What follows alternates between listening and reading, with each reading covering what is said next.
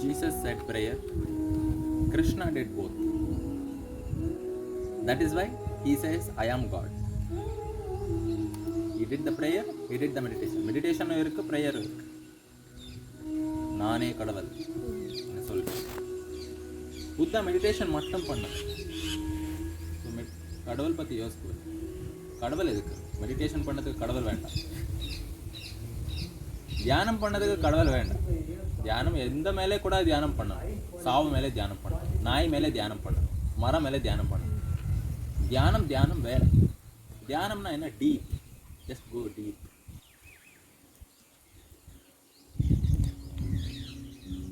புத்தா ஒரு ஞானி, இன்டெலிஜென்ட்.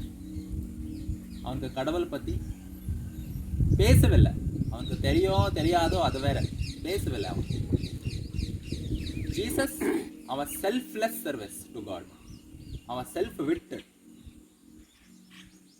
கடவுள் பற்றியே என்ன மாதிரி. I can relate more to Jesus, but not to Buddha.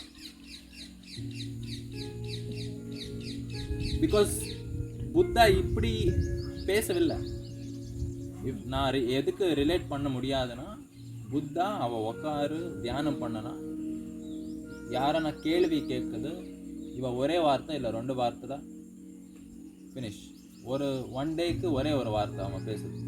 Buddha பேசவே இல்லை. என்னன்னா அவனா தியானம் நான் சூன்யா.